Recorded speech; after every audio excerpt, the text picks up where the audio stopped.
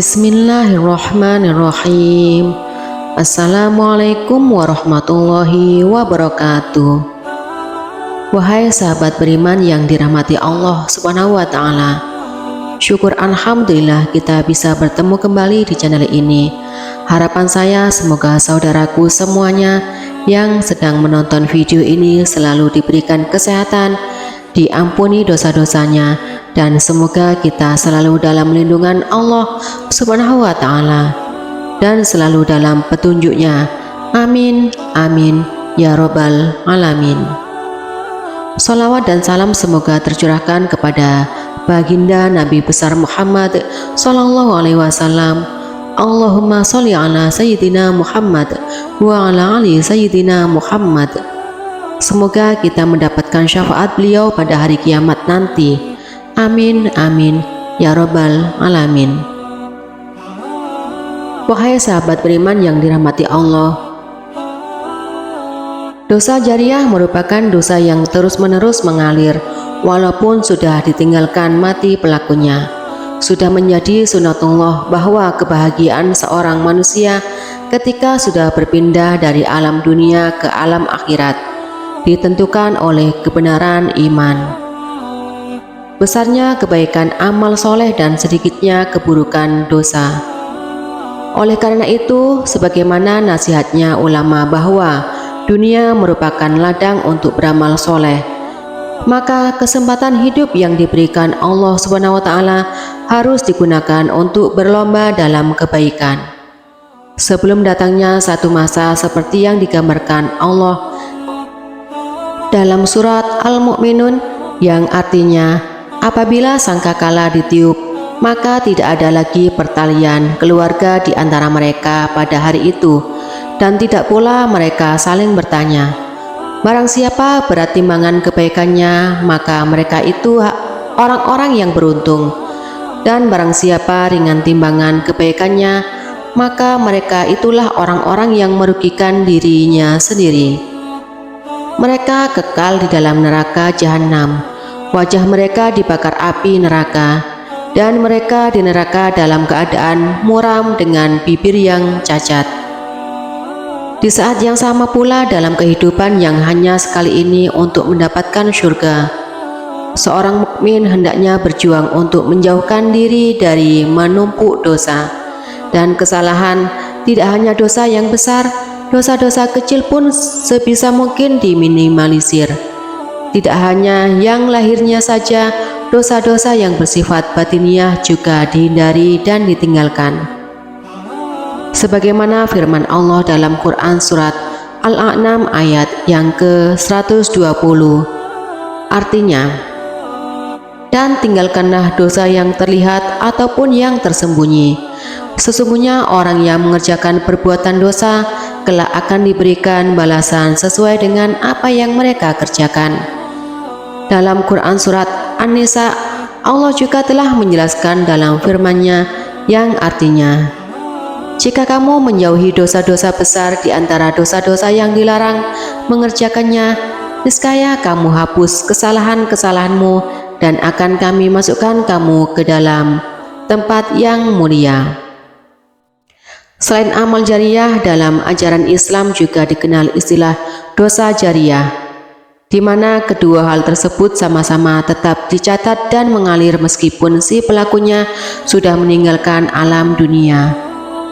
Alangkah sedih dan meruginya seorang yang telah meninggal, namun ternyata di dalam kubur ia masih saja mendapatkan aliran dosa akibat perbuatannya semasa hidup.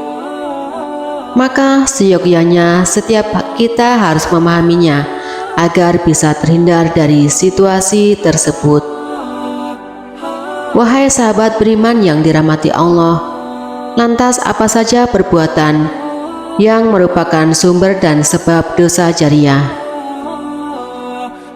Ada kalanya seorang mewariskan kejahatan kepada orang lain seperti dengan mengajarkan trik dan tips melakukan korupsi, misalnya, atau bahkan juga mengajarkan perbuatan dosa-dosa lain seperti membunuh, berzina, mencuri, mengajarkan ilmu sihir, mengajarkan santet, pelet, dan dan sejenisnya. Selama cara-cara yang diajarkan itu dilakukan oleh orang lain, maka ia akan mendapatkan juga aliran dosanya.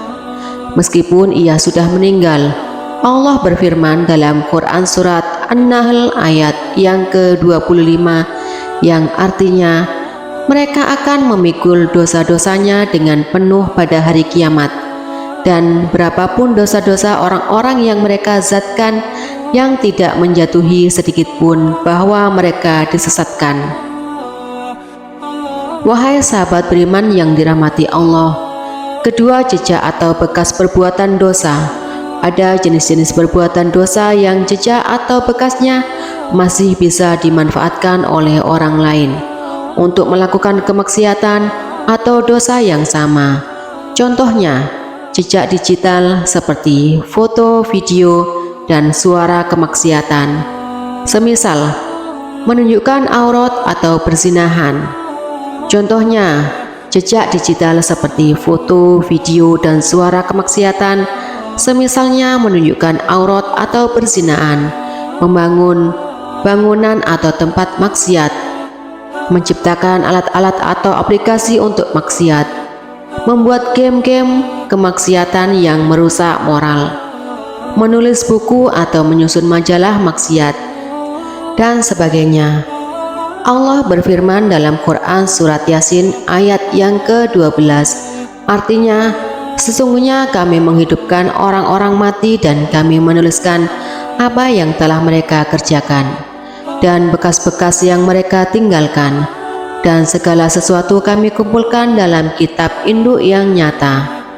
Dalam kitab tafsirnya, Al-Imam Ibnu Katsir menyebutkan bahwa Ibnu Lahiriyah telah meriwayatkan dari Atta Ibnu Dinar dari Sa'id Ibnu Zubair sehubungan dengan makna ayat tersebut, yakni bekas-bekas yang mereka tinggalkan, dengan kata lain, suatu amal perbuatan yang jejaknya diikuti oleh orang lain sesudah ia tiada.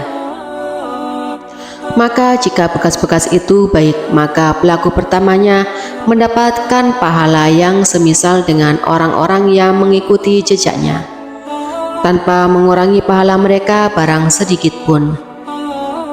Dan jika hal itu berupa perbuatan buruk, maka pelaku pertamanya mendapatkan dosa yang sama dengan orang-orang yang mengikuti jejaknya, tanpa mengurangi dosa-dosa mereka sedikit pun. Ketiga, mempelopori kemaksiatan. Di alam banjir informasi seperti sekarang, asimilasi kebudayaan dan kebiasaan sulit dibendung. Seringkali generasi milenial sekarang memandang hal-hal negatif baru dipandang asik untuk diikuti, semisal Valentine Day, Happy Halloween, dan sejenisnya.